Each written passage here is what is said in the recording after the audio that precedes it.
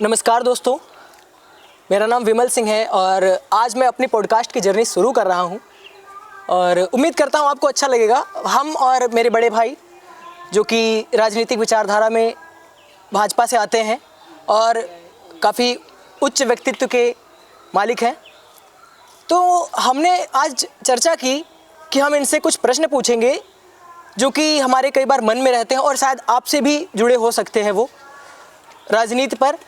तो पहले तो हम इनका परिचय देना चाहेंगे अच्छे से।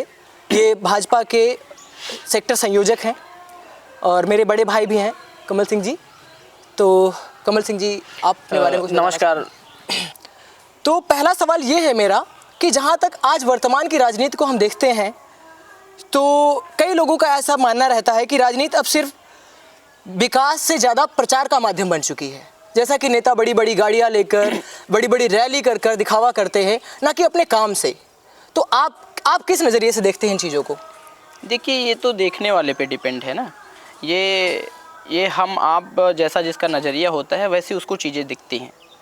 और क्या आज नहीं, पूर्व से ही ऐसी चीज़ें होती आ रही हैं? ऐसा नहीं है। विकास से ही सारी चीज़ें जुड़ी हैं। अगर कोई नेता अपने चुनावी क्षेत्र में चलता है, और चुनावी क्षेत्र एक छोटा क्षेत्र नहीं होता है, बड़ा क्षेत्र होता है, उसके लिए प्रचार करने के लिए गाड़ियों की ज़रूरत होती है, लोगों की ज़रूरत होती है, इसलिए वो चीज़ें आपको लग सकती हैं। लेकिन मैं उन चीज़ों को भी सही मानता हूँ।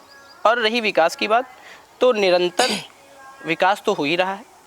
जिस तरीके से इंफ्रास्ट्रक्चर पे काम हो रहा है, रोडें बन रही हैं और भी चीज़ें निकल के आ रही हैं, और रोज़गार भी मुहैया हो रहा है, या बैंक के माध्यम से हो। लेकिन विपक्ष का मानना है और विपक्ष का कहना भी है कि आज भाजपा बहुत ज़्यादा दिखावावाद की मतलब राजनीति कर रही है। जैसे आपने देखा होगा, वो कहते रहते हैं कि मोदी राष्ट्रीय स्तर पर मोदी को कहते रहते हैं कि वो विदेशी दौरों पर बहुत ज़्यादा खर्च करते हैं, और राज्य के स्तर पर भी धर्म के नाम पर चीज़ों का बहुत ज़्यादा ढिंढोरा पीटा जाता है, जैसे राजस्थान सरकारें भी ऐसा कर रही हैं।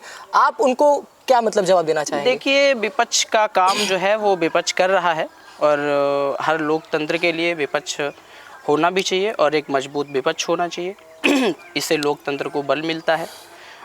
और मैं आपको कहना चाहूँगा कि अगर मोदी जी घूम रहे हैं, उसे घूमना नहीं कहते हैं, वो डिप्लोमेसी है।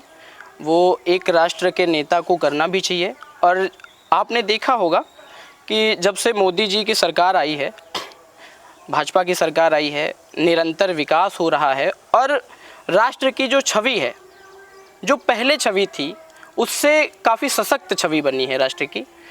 आज का मुद्दा अगर ले लो तो पूरा विश्व युद्ध जो है जैसी छवि बनी हुई है पूरे विश्व में, तो आप देख ही रहे होंगे कि कैसे इज़राइल और अमेरिका और यूक्रेन और रसिया चीज़ें सब हो रही हैं। और उसके बावजूद जैसे हार्मोज जो स्ट्रेच है तो वो बंद है, लेकिन इंडिया के लिए ऐसी कोई दिक्कत नहीं है।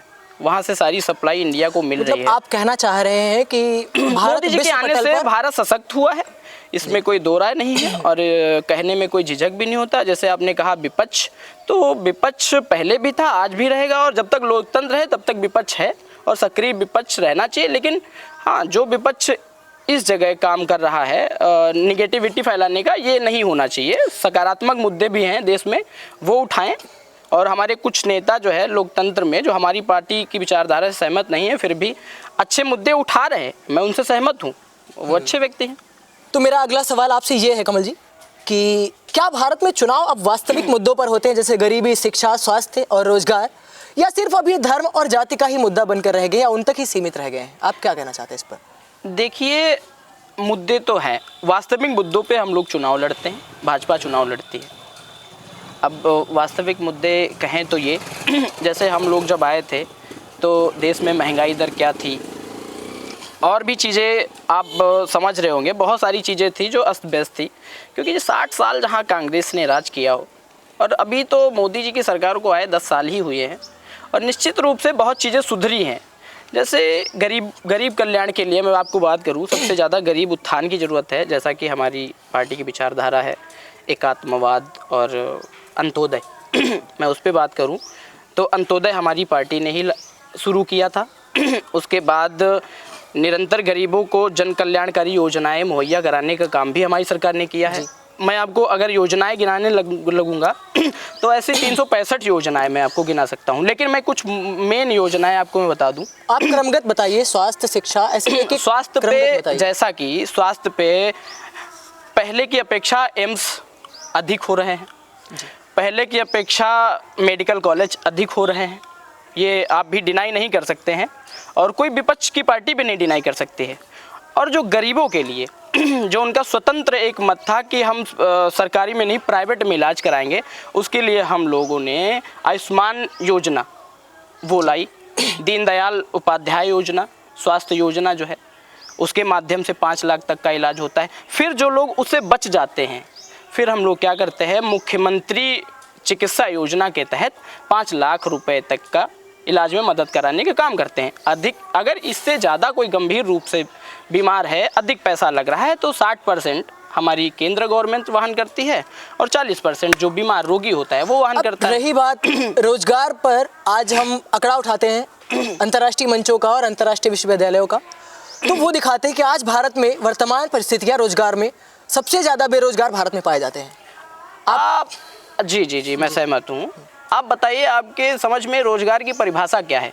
क्या सरकारी नौकरी को ही आप रोजगार कहते हैं? नहीं, ऐसा नहीं। तो आप क्या चाहते हैं? हमारे यहाँ क्या सभी बेरोजगार हैं? लेकिन हर व्यक्ति के पास गरिमापूर्ण जीवन जीने का कोई ना कोई माध्यम होना चाहिए। चलिए मैं आपसे कहता हूँ, आप बेरोजगार हैं? नहीं, मैं अपना एक काम कर रहा हूँ, पॉडकास्ट ले रहा हूँ। क्या ये कैमरामैन बेरोजगार है? नहीं, वो व्यक्ति बेरोजगार नहीं, उसके पास खुद का रोजगार है, लेकिन हर व्यक्ति के पास खुद का रोजगार सृजित करने की क्षमता नहीं होती है। आप ये कह सकते हैं कौशल की क्षमता कम रही है, स्किल डेवलपमेंट कमी रहा है, इसलिए हमारा देश आगे नहीं बढ़ पाया। ये कोई एक दिन में समाप्त करने वाली चीजें नहीं है। आपकी सरकार ने कौशल विकास योजना जो आज से लगभग 10 साल पहले लाई थी, तो उसका कुछ परिणाम क्यों नहीं देखने को मिला और उसमें सैकड़ों करोड़ रुपए व्यर्थ गए? नहीं, बिल्कुल आप सही कह रहे हैं, व्यर्थ नहीं गए, ये आपका कहना गलत है। आप अगर पटल पे आएंगे तो आप देखेंगे पहले जो मार्कशीट मिलती थी उसके साथ कौशल जुड़ा नहीं होता था, लेकिन अब बच्चा अगर 12th कर लेता है उसके बाद कौशल विकास मिशन जो है हमारा चल रहा था, 2014 में शुरुआत हुई थी। तो आपको क्या लग रहा है उससे कोई स्किल डेवलपमेंट ही नहीं बढ़ा है? मुझे लगता है मैंने जहाँ तक कई गाँव में जाकर बातें की, कई बच्चों से मिला, जिन्होंने विकास योजना पर कई लोगों से बातें की कि उनको क्या लाभ मिला, अगर उन्होंने ट्रेनिंग की, आफ्टर ट्रेनिंग क्या उन्हें मिला, तो वो आज भी कहते हैं कि उनका वो जो 3 महीने जो उन्होंने ट्रेनिंग में बिताए, वो उनको कुछ खास फर्क नहीं पड़ा।